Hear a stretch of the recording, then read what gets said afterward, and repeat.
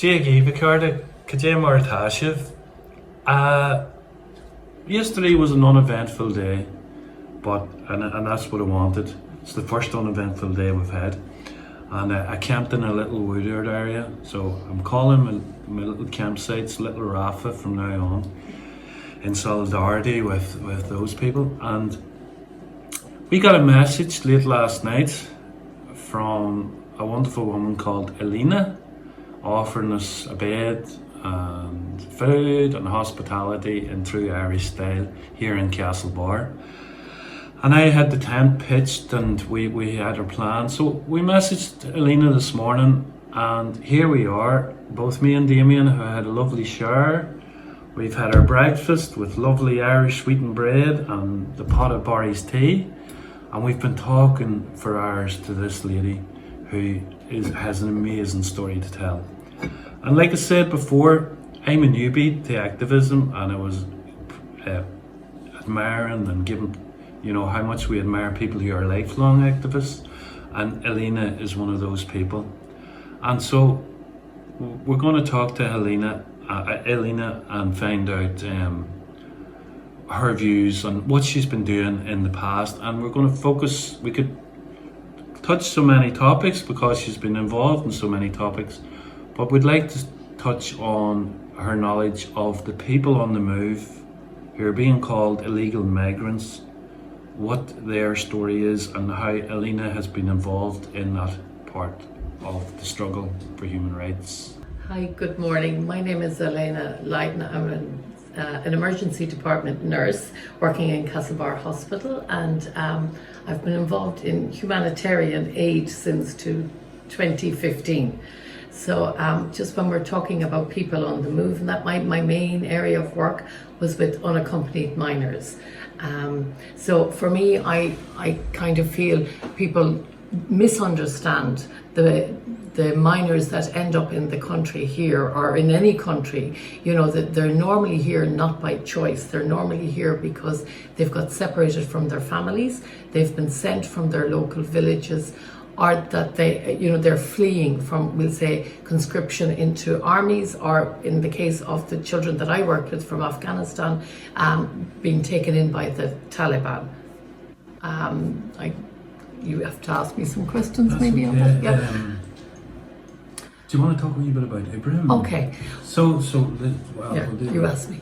Yeah. So you were telling us earlier, Elena, about the young boy, and there's a lovely picture of him as a man with you there now, and that just is an example of what's going on. Could you tell us that story again? Okay.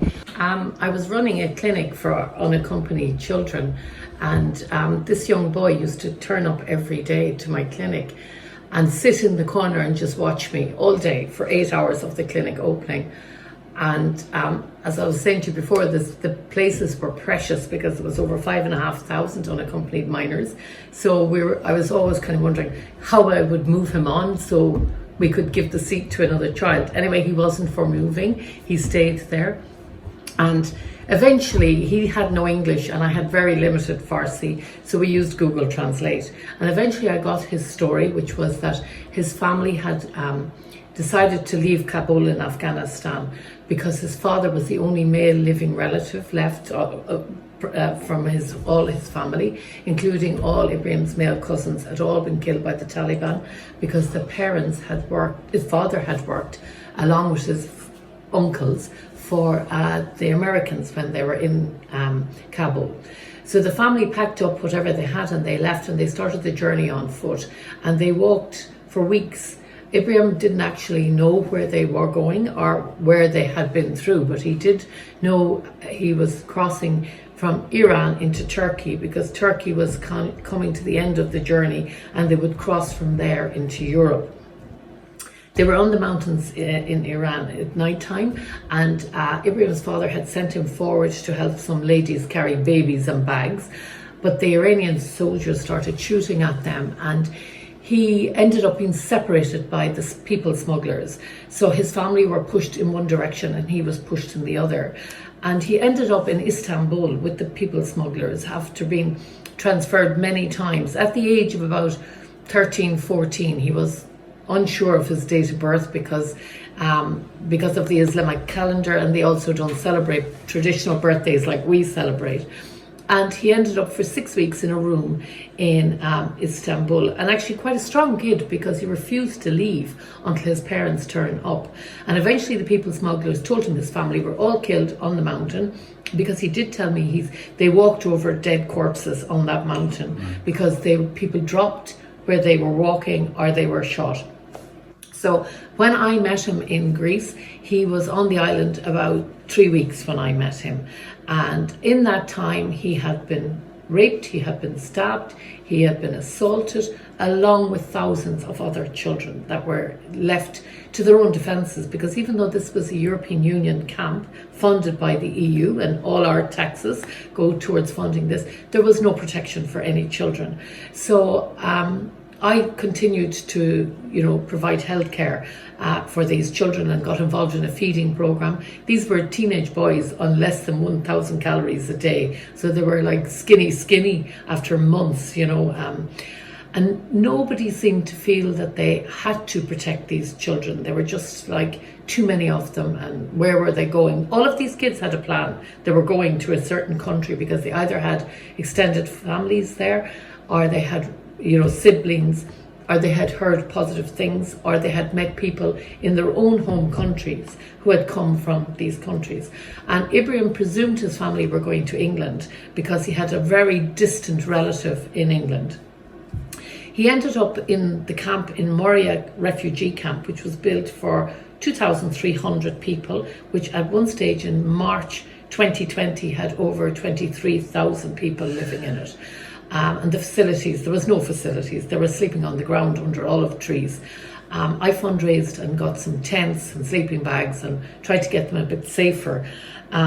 He used to continuously come to my clinic, and eventually over time we started to form a bond, I suppose, more so on his behalf than mine in the beginning, because I had so many of these children and the needs were so complex, and the time was like we just didn't have enough time to give to them. After trying to get him into Ireland, the Irish government would not give him a visa because he was a minor, and there was no parental consent for visas, and they just didn't want an unaccompanied minor in the country, even though I was willing to have him. They also decided that they would not take any non-Arabic speaking children at the time, because the facilities in Ireland were set up for Arabic speaking. Through the work of a friend who worked for TUSLA, I got him into Athens through the Red Cross there, and then on to Belgium, where he went into the Belgian care system for unaccompanied minors, and didn't do great in it because it was a massive system. I was still in Greece, and I used to go to Belgium to see him, and I'd come back to Greece then to continue the work I was doing, because I stayed there well over 2 years. And I was leaving the island, and a lovely guy in a restaurant gave me the phone number of somebody to help unaccompanied minors find their families. And I rang this number, and it turned out to be a number in Istanbul of 2 guys who had been former police officers in Manchester, but they were of Turkish descent. So they decided to help me, but I needed to fundraise money. And I was very skeptical about whether or not I could achieve this, but through the help of my colleagues and friends, we raised the much needed money, and they set about trying to track back Ibrahim's family. I had gone through the Red Cross, the Hellenic Red Cross in Greece, and I had also worked with the Belgian Red Cross, and neither of them could give me any information for this child. I had also worked with them for other children, and we weren't successful either.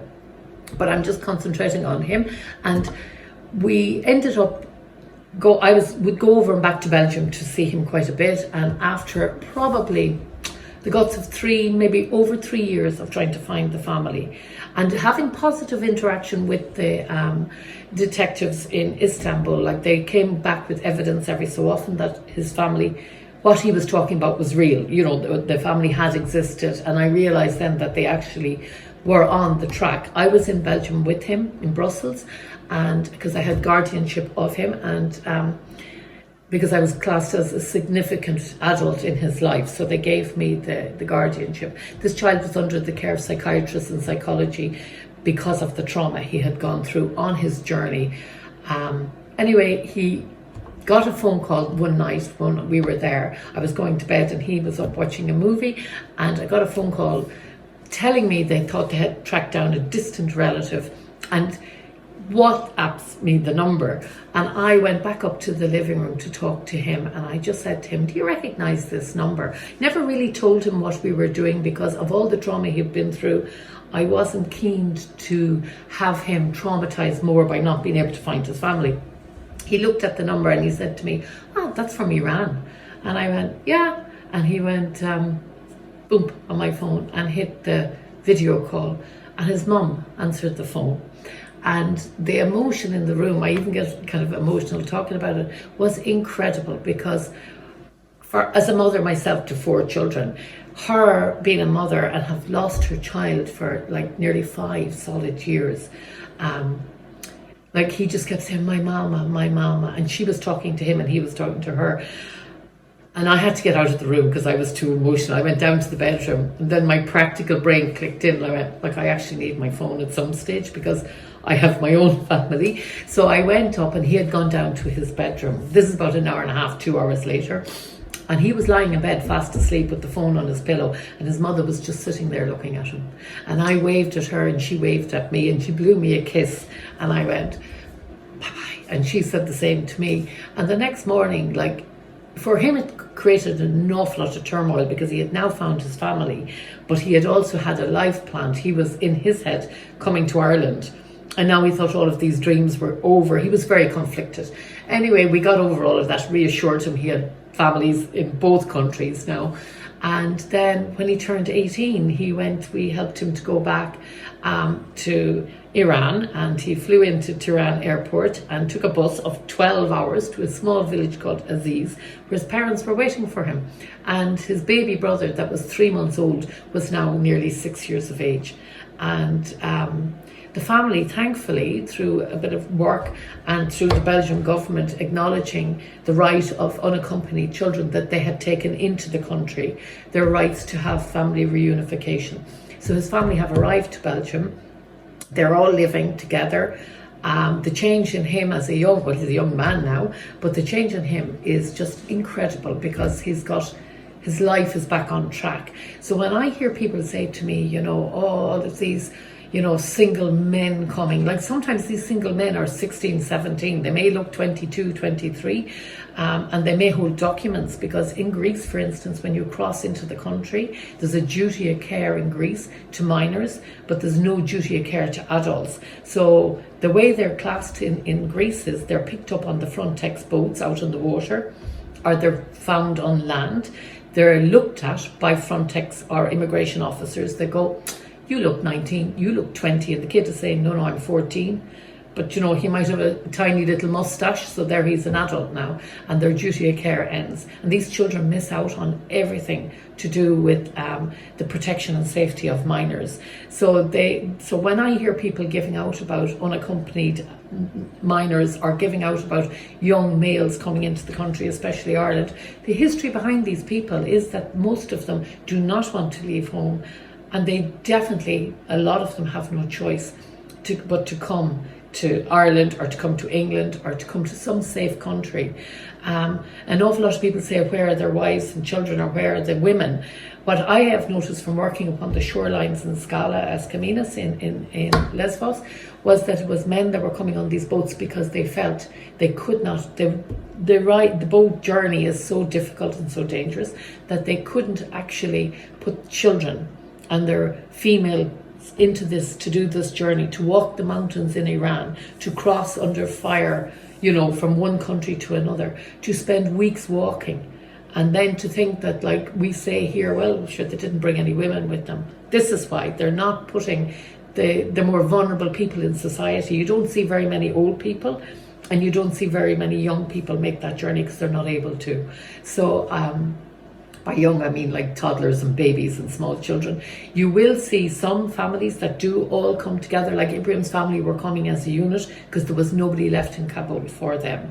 But for him, like to have made the rest of the journey from the mountains in Iran right into Greece and no protection, none as a child was incredible, you know, and that's still happening today. The only thing that happened in Greece was once the Moria camp burnt down, the Greek authorities started to re-look at where minors went, and those minors are now housed out of camps for their own safety, because the amount of trauma that these children go through was just incredible, you know.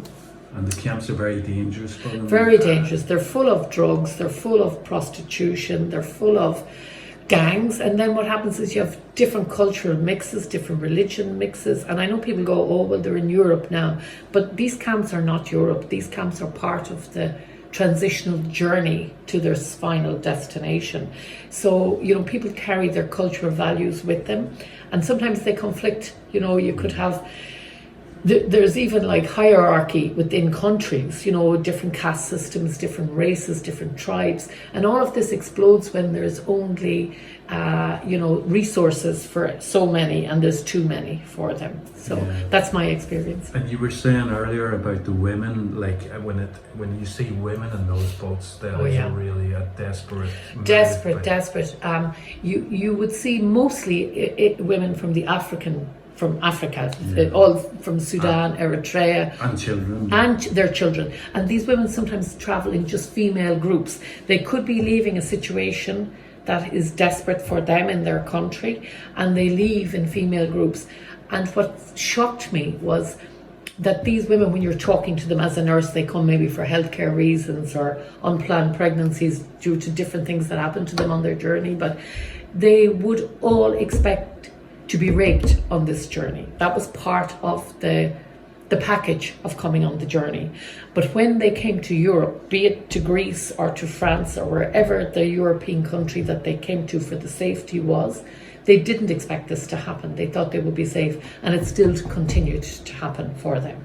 So, you know, for women to make the journey, there's a lot more, I don't mean a lot more at stake, but they're a lot more vulnerable than a group of maybe 5 or 6 young men that travel together. There's kind of safety in the numbers, and the women but they have small children, you know, and they could be traveling for weeks, if not months, with no food, no money, no anything, no places to sleep with these children. You rarely see a man. Once I did in France see a gentleman whose son had a learning disability. He was from Syria, and he left it too late to come through the channels from Syria into Europe.